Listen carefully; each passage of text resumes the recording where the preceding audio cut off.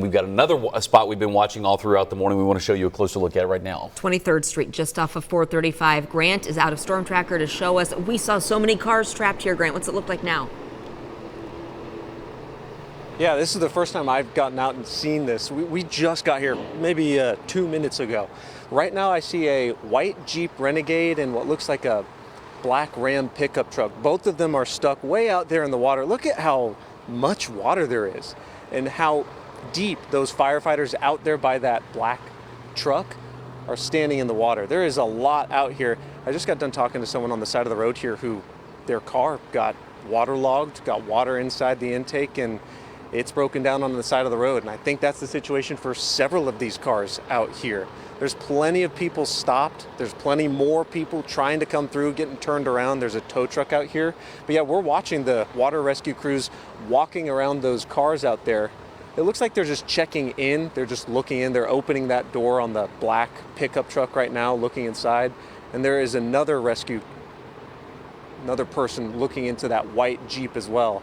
I don't think there's anyone in those cars. I'm not sure. I can't see quite that far, but there is just so much water here. I have a hard time imagining how you'd think you'd be able to pass through this. I mean, even in a Ram, even in a Jeep, this is the kind of driving you just don't want to see. Grant, off to your left, see something like there. this, maybe just make the assumption that this is too deep for you. Yeah, you may not be able to see around, especially when we know that some of these areas, like, sorry, say that again, Taylor. You may not be able to see around the corner there, but we've had the wider perspective up there where that white boxcar type vehicle, that truck trailer is. Right around the corners where those two vehicles we were watching were almost completely underwater. Can you see up there?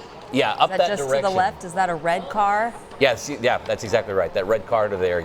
Yeah, just up there. I'm actually watching the screen on the back of the camera, which has got more zoomed in. Right there. That red car is in the water well up past the hood, and in that darker one next to it, I see lights on, but those two rescue workers who walked over to the truck and to the Jeep, they were just walking back from those two cars. Okay. So I think they've already checked in on that area and they've moved to the other cars now. So that's good news, but still, these guys are going to be stuck out here for a while. And Grant, if you can stay on those two rescue workers right there for a second, you see, I mean, they're trained to walk through floodwaters, which is incredibly dangerous on its own. The poles they have in front of them, because you don't know what's do you see that the stick they're using there? Right, you see those two poles that they've got in front of them? That's the kind of thing that they use to feel in front of them so that they don't fall down. And I mean, what if there was a pothole down there that they just can't see and then they fell deeper in?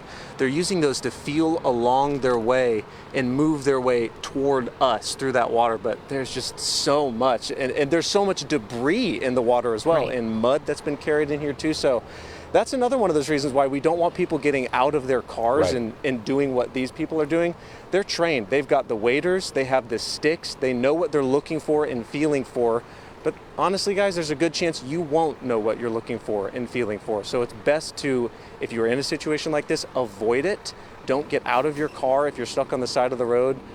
Try and avoid all this as much as possible. I know we keep saying avoid these situations, but that's really the best piece of advice, because once you're out here in your car, there's not a lot you can do. Floodwater is dangerous for multiple reasons, and our first responders are trained for this, but try not to get stuck in the first place, obviously. And you have to feel for all these people who now have car trouble to deal with. Stuck out there someplace. And when you don't have a car, that affects so many areas of your life, and car repairs are expensive. It's awful, right? So Grant, thank you very much.